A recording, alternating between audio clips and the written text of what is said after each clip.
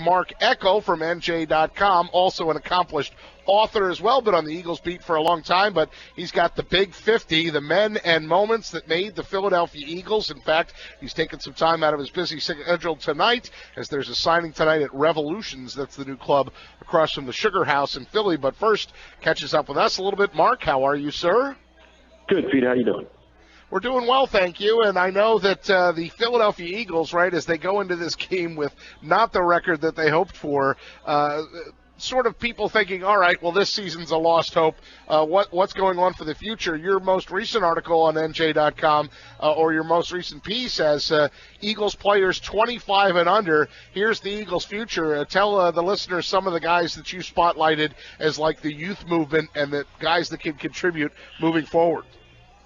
Well, obviously, you start with Carson Wentz, and that's the big one. He's, the rookie quarterback. Somebody asked me this earlier today if I thought the Eagles were in a rebuild or a retool or whatever you want to call it. I said absolutely. And you have to think that way.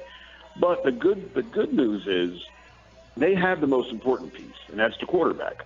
I think I'd rather be a team that knows who their quarterback is going to be for the next whatever many years, and build around him, than opposed to a team, and like the New York Jets come to mind, a pretty good team. They have the pieces. They just don't have the quarterback. I think it's harder to find the quarterback than it is to find the guys to go around them. Now, with that said, the Eagles have a lot of holes to fill around the quarterback. They have some. I want to see Wendell Smallwood, the running back. Now it's unfortunate he got hurt, so he's not going to play these last three games. I would have liked to have seen him in these last three games to see if he is going to be. People in the Eagles organization seem to really like him and think he could be a primary ball carrier. I'm not 100% sure of that. I think he'll be a committee. I'd like to see another back with him. They have some young Trey Burton, I think, the young tight end. He gets better every week. I would incorporate him more and more in the offense these last couple of games and see what you have there. Because every time they've asked him to play, he's produced. When Zach Ertz was hurt earlier in the year, he had a couple of good games for him. I thought he played pretty well last week against the Redskins. There's a guy I think you could use, and you use him in a lot of different ways. Line him up in the slot, line him up out wide, line him up as a tight end. Even at Florida, he played a little H-back for him. So there's a guy defensively. Obviously, Fletcher Cox, believe it or not, is only 25. People don't realize that. He's as young as some of the first and second year guys on the team. But so obviously he's the guy you build around on the defense. They gave him the big contract last offseason. So you start with him, and then again, Jordan Hicks at middle linebacker, although I think he's better outside. If they can get a true middle linebacker, they can put him on the weak side where I think he would be, where his talents would show a little more. Mark, Scott Grayson here. Wanted to ask you about on the defensive side of the ball. They started out so well on defense in the first three games. Then things started to fall apart, and as the season has gone on, they've been exposed in various areas. Who do you blame for the defensive shortcomings in the last, 8 to 10 weeks? Is it Jim Schwartz? Is it the players? Where do you lay the blame? On the schedule maker. He gave them the Browns and the Bears the first two games. So everybody thought they were really good because they beat up the Browns and the Bears. The blames can be put everywhere. I'm not the biggest Jim Schwartz fan. I'm not a big fan of the wide nine defense and just relying on the front four to get all your pressure. But again, with that said, it's all about the play. The players have to perform when they're asked to do certain things, and they haven't gotten it done.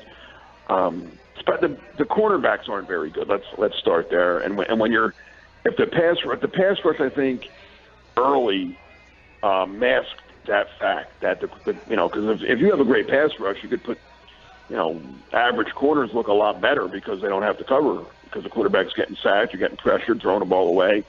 So there might have been receivers open then, but the quarterback didn't have time to find them. Now the quarterbacks are getting a little more time, and they're finding their receivers. And I think offensive coordinators around the league watched the Eagles and said, listen, we got to, they have some pretty good guys up front.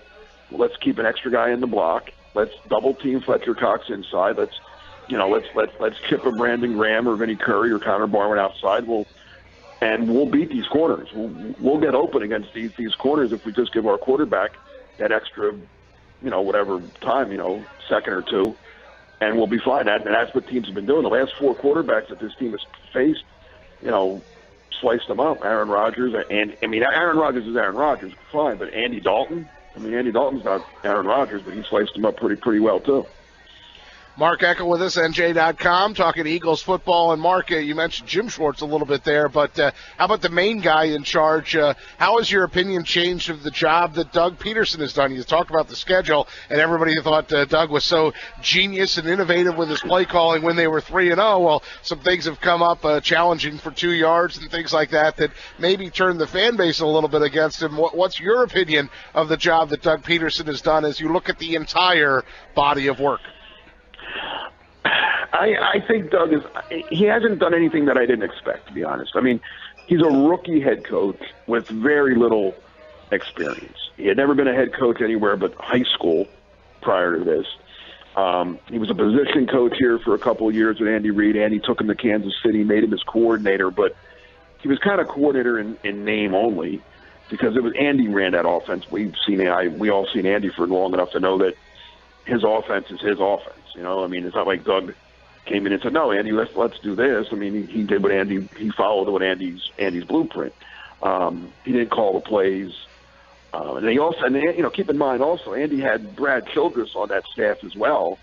So I'm sure Brad had just as much input into the offense as Doug did. So Doug was very limited in terms of being a head coach when they hired, and the Eagles knew that when they hired him. It's not like he lied to them on the resume or something, right? They knew what they were getting. I still like. I'll be honest. I like a lot of his schemes and a lot of what he's done with this offense in terms of, he'll come out in 3 tight ends. He'll come out next play with 4 wide. He'll mix it up on you, and again, a coach can only do so much. The players on this offense are just not the best offensive players I've ever seen. The wide receivers are below average. The running backs are below average. The offensive line has gotten a little banged up the last couple of weeks. He's mixing and matching there. And he has a rookie quarterback. So, rookie head coach. I didn't think this team was going to be very good prior to the season starting. I know they got off to that start, and everybody's expectations went crazy. Mine didn't. I kept saying, all right, okay, we'll see. That's a long season. And it turns out I'm going to be more right than wrong, and that's unfortunate for the Eagles. Mark, you mentioned the offensive line and its woes. It's barely treading water, but it's been trying to do that with all the injuries that have gone on and, of course, Lane Johnson's suspension. He's able to come back into the building on Monday morning. What do you think happens when he does? How do the players react? Obviously, this team's not stupid. They know that his absence has really hurt them. Do you think there'll be any kind of any kind of reaction or adverse reaction from the players in the locker room? No, I don't see that happening. I know players. Players weren't happy when he got suspended. He's not happy either. They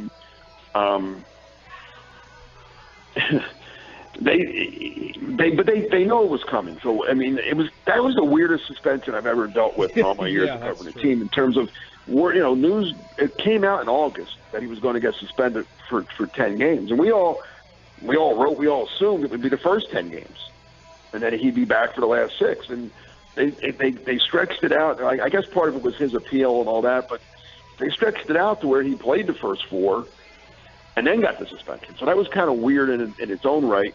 I do know for a fact there were certain players on the team that look at Lane a little different now and wonder some things. And I think Lane has lost the trust of the organization in a lot of regards in terms of, is this going to happen? Because if it happens again, he's gone for 2 years, which is basically your career. Not many guys have come back after missing two full years of football. So, there's a lot to be said there. I'm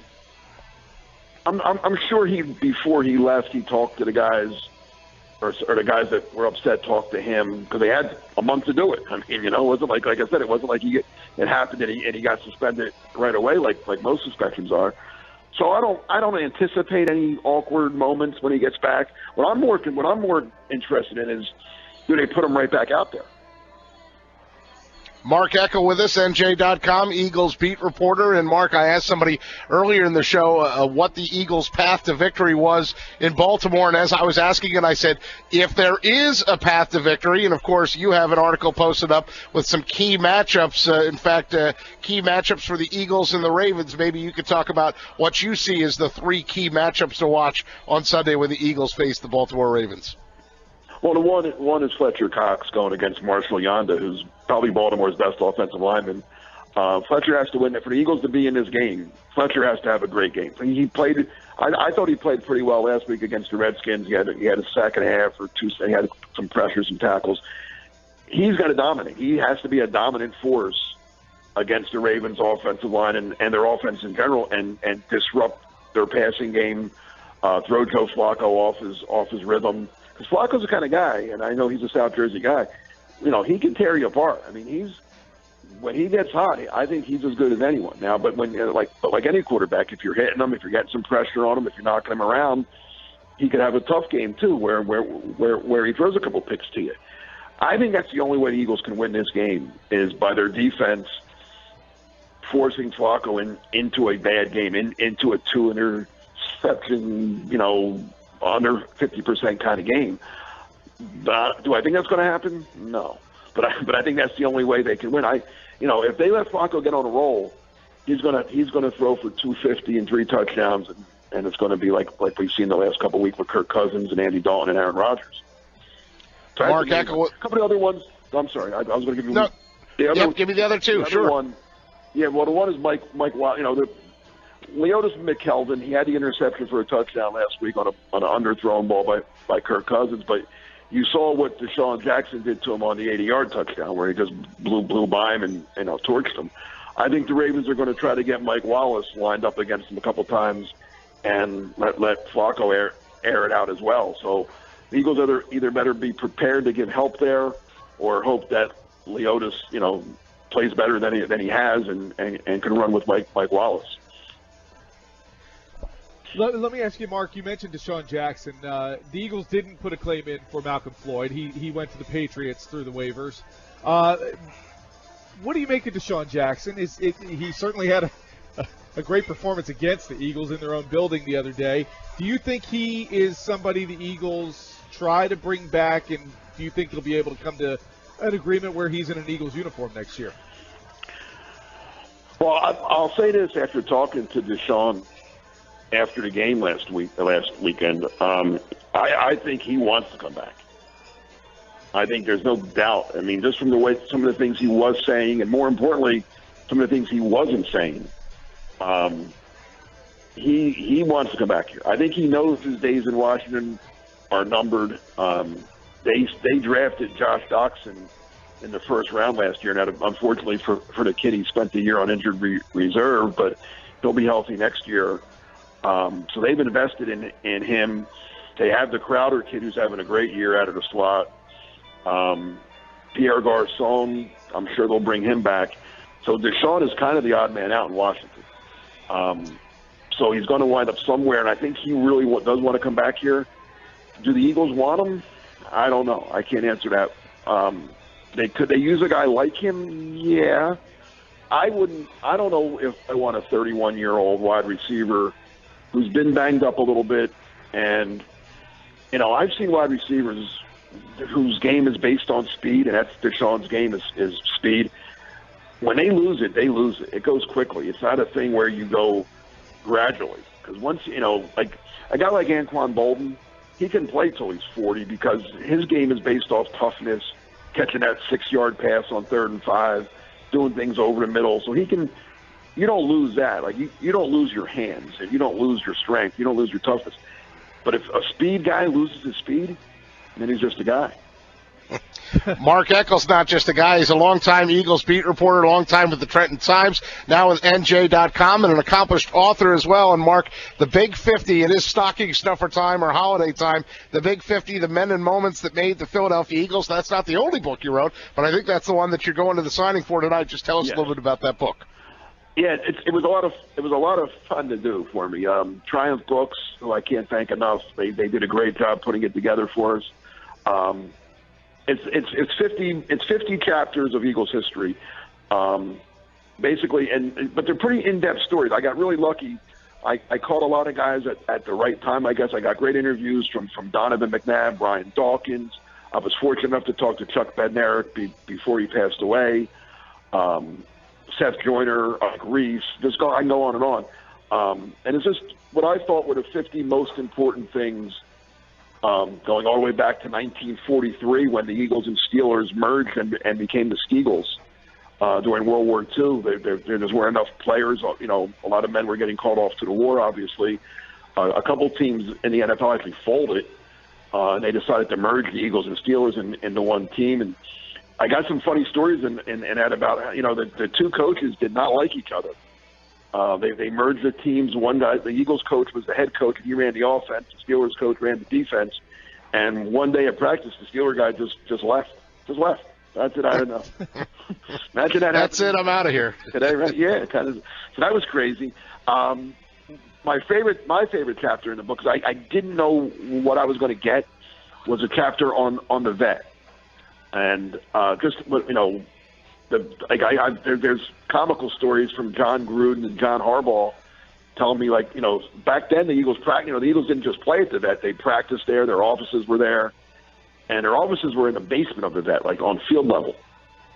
And John tells a story about how he's sitting at his desk and he hears this noise and this scratching, and he's like, "What is that?" Well, and all of a sudden, this animal falls through the ceiling and lands on the desk. It looked like a half cat, half rat, and ran away. And he's like, and then he's talking to one of the guards about it. He's like, "What are these animals that are around? What's going on here?" And he's like, "They're cats." And he's like, "Well, where do they come from? And can't we get rid of them?"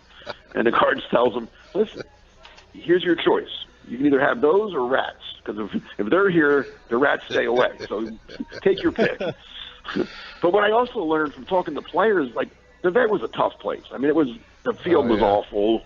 They had the one game canceled, as you remember, preseason game when the field, you know, Baltimore wouldn't play on it.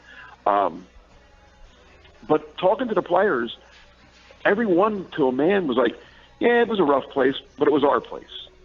And they really loved playing there, and it was a true home field advantage. And I believe it was Troy Vincent that said to me, "We knew where the bad seams were. We knew where the cutout for second base was. We knew the other team didn't. So it really was to our advantage. Like, it really was a home field advantage in terms of, you know, knowing those kind of things." And other guys were telling me, like, they would talk to guys on other teams that they were friends with during the off season, or maybe they came from a different team, and they said, "Oh God, yeah." Guys were terrified to come here and play.